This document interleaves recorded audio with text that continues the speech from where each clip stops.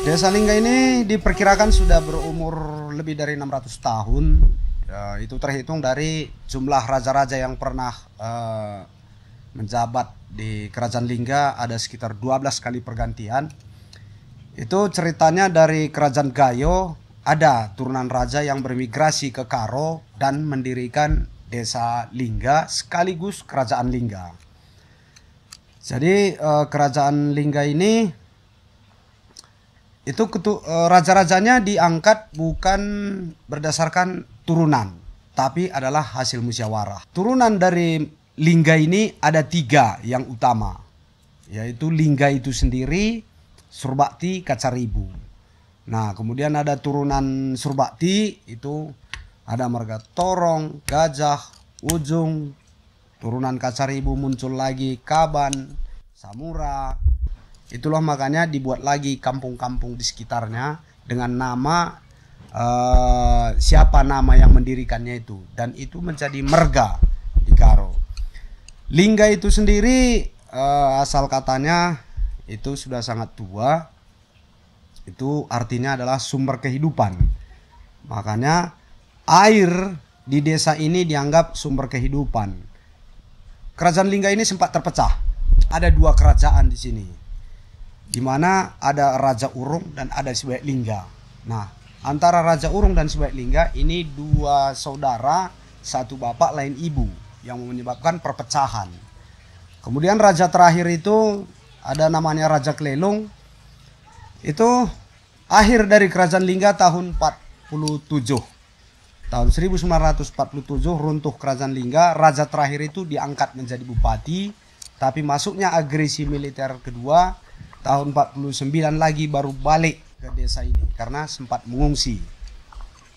Sampai sekarang desa ini sudah ada sekitar 1.200 kepala keluarga, tapi masih 1 kepala desa. Lalu desa ini ada dipimpin oleh pengulu-pengulu kesain. Nah, setiap kesain ini adalah kelompok para pendiri desa menurut generasinya.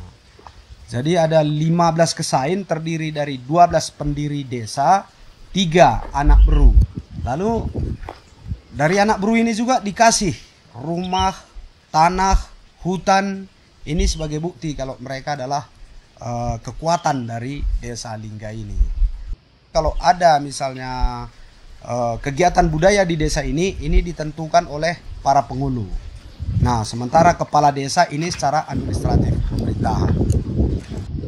Nah, inilah area ini komplek pemakaman Raja-Raja Lingga. Yang dimakamkan di sini adalah yang pernah menjabat sebagai raja.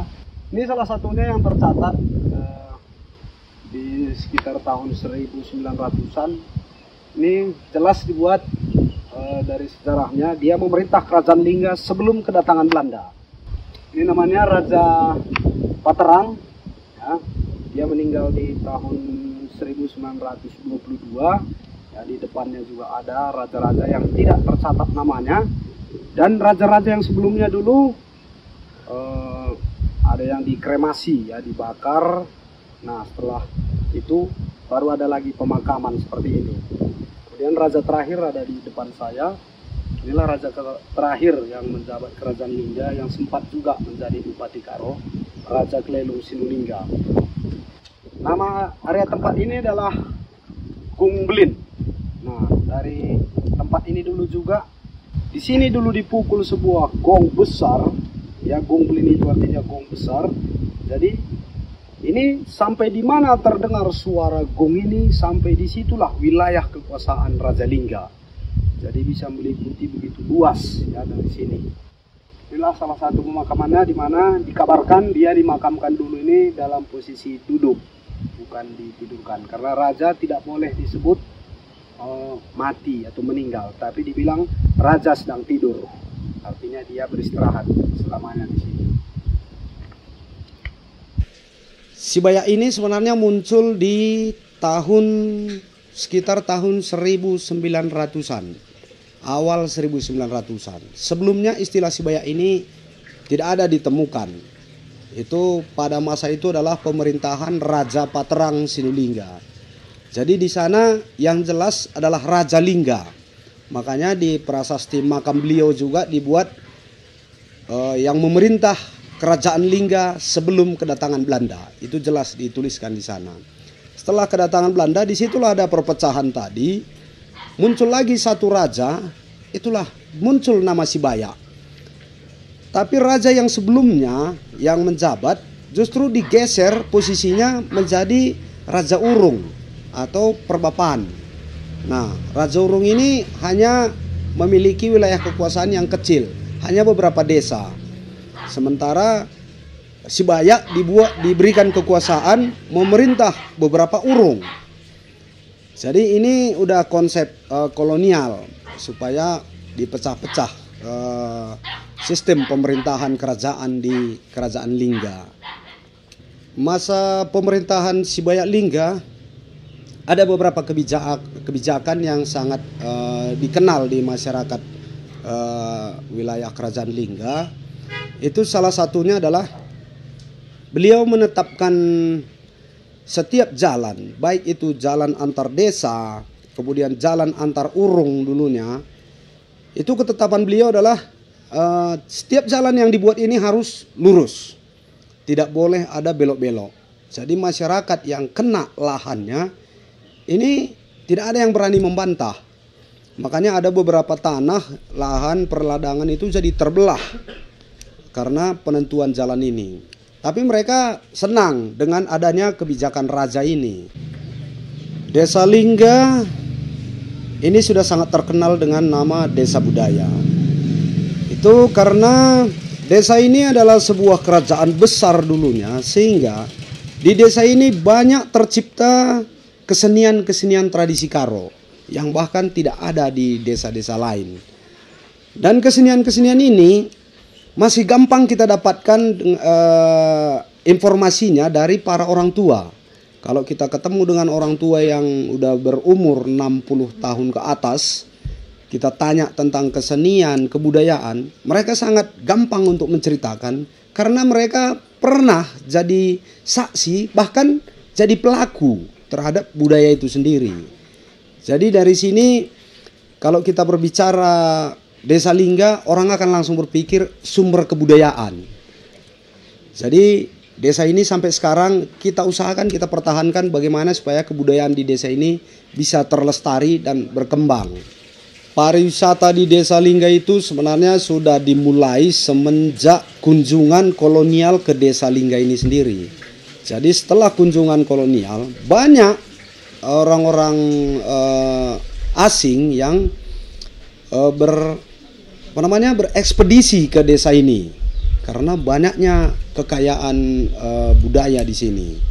Jadi di sekitar tahun 38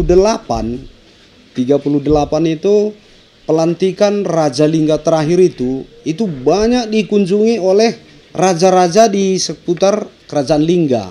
Misalnya dari Raja Seribu Dolok, Raja Siantar, kemudian raja-raja di seputaran Delhi, bahkan lebih banyak memang dikunjungi oleh pihak kolonial, pihak Belanda.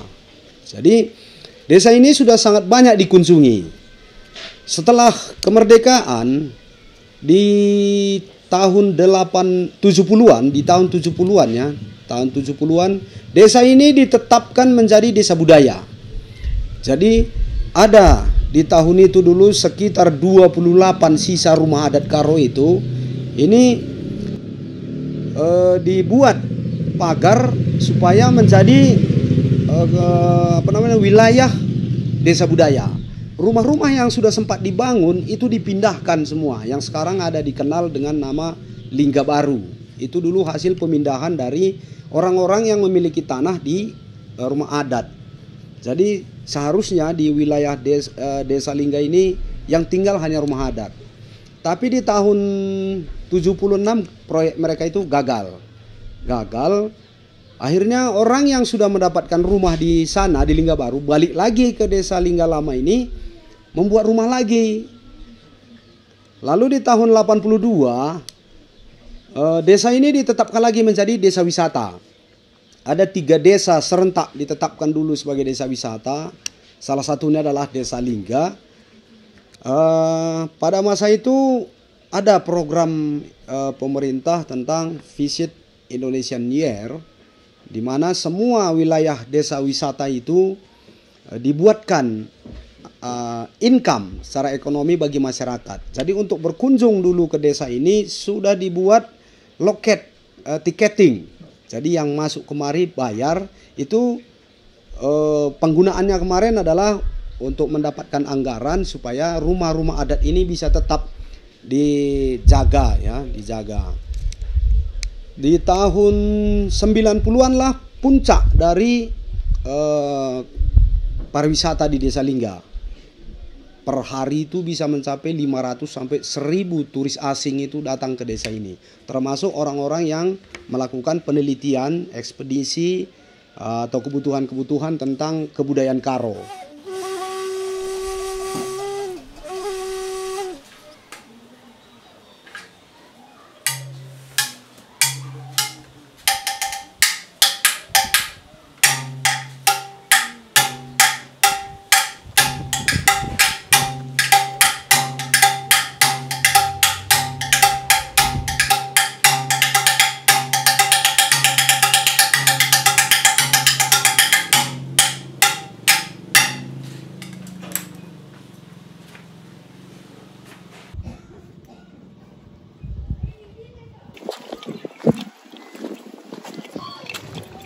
Salam menjajah Bu.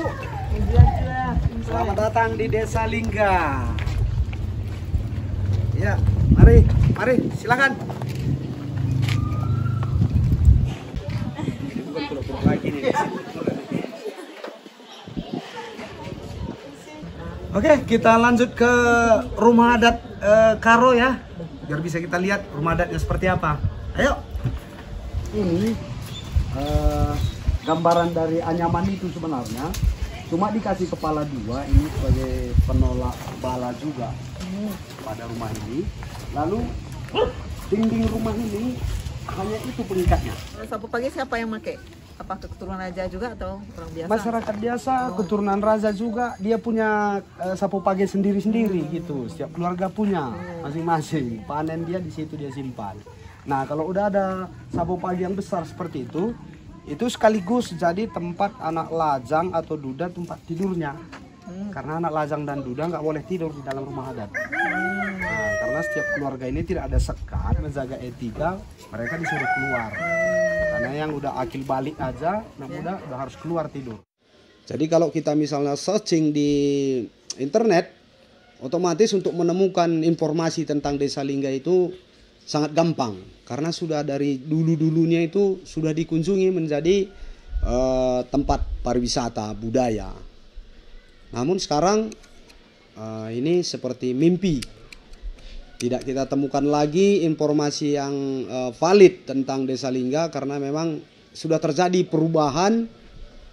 Itu alasannya karena waktu desa ini menjadi desa pariwisata, income itu tidak merata diterima manfaatnya oleh masyarakat. Sehingga banyak masyarakat yang meninggalkan istilah pariwisata. Itulah keberadaan pariwisata Desa Lingga. Tapi sampai saat ini kita tetap mempertahankannya. Bagaimana supaya wisata ini bisa mendapatkan apa yang mereka inginkan dengan berwisata budaya di Desa Lingga.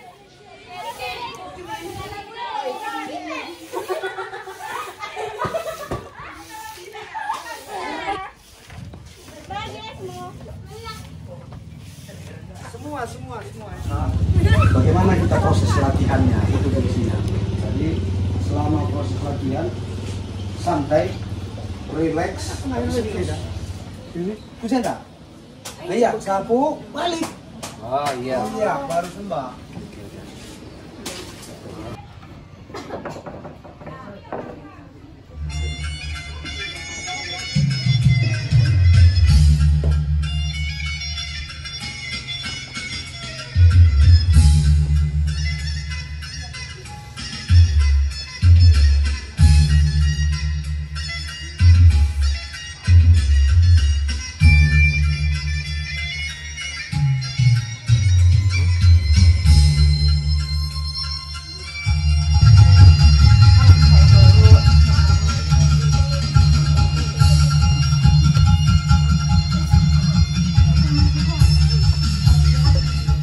Dari sejarah desa, sejarah pariwisata, saya tergugah untuk ikut terlibat membangun desa ini. Membangun dari cerita sejarahnya, dari pariwisatanya. Jadi aku mengajak beberapa teman, kita buat sebuah komunitas, kita latih anak muda di sini untuk menyambut kemajuan zaman ini lewat budaya. Jadi kami mendirikan sanggar itu di tahun 2014 secara resmi. Tapi di tahun 2012 kami ada 2 tahun ini melakukan banyak investigasi ke ratusan kampung-kampung di Karo yang ada nilai-nilai sejarahnya yang berkaitan dengan desa ini, supaya kami bisa merangkum ini menjadi sebuah cerita pariwisata. Di tahun 2014 kami hanya berjumlah 7 orang, tapi kami dulu fokusnya itu di bela diri Karo, yaitu Dikar. Setelah dapat pengetahuan sedikit tentang Dikar, ternyata kesenian Karo itu semuanya itu seperti rantai, saling terikat dan tidak bisa dilepas satu-satu. Misalnya dengan belajar Dikar, kami harus belajar menari, karena untuk bermain Dikar ini, bela diri ini, harus paham tentang tarian. Nah, begitu kami belajar menari, ternyata kami memang harus belajar musik. Karena musik selalu diiringi, tari selalu diiringi oleh musik. Nah, kemudian kami belajar musik, kami kekurangan peralatan. Akhirnya kami belajar membuat alat musik itu sendiri. Nah, makanya sampai sekarang kami fokusnya itu tetap di kesenian tradisional, termasuk kerajinan ya, membuat alat-alat musik kita di sini.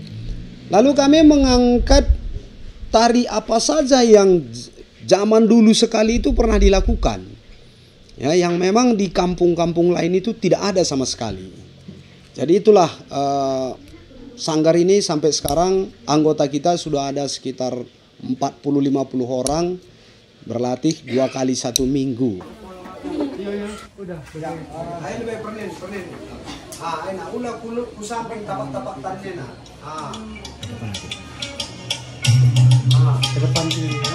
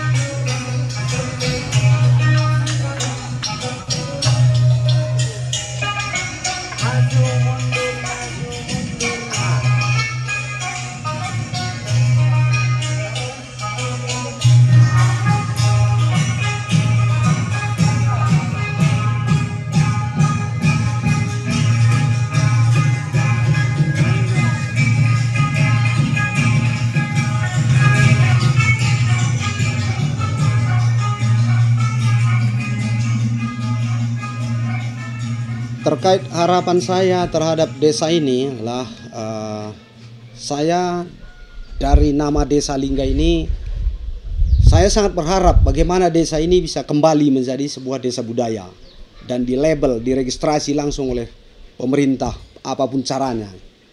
Kemudian membuat pelatihan sumber daya manusia bagaimana seharusnya masyarakat yang berada di dalam desa budaya.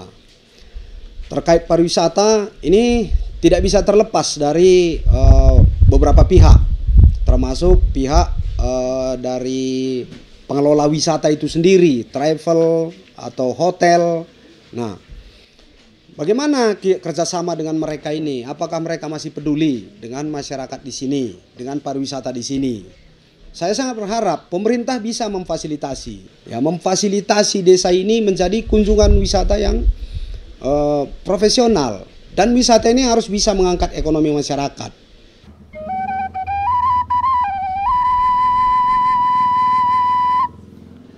Saya selalu ingin banyak orang yang seperti saya yang siap berkorban, siap bekerja, siap berjuang untuk kemajuan desa ini. Karena yang menempati desa ini adalah generasi saya berikutnya.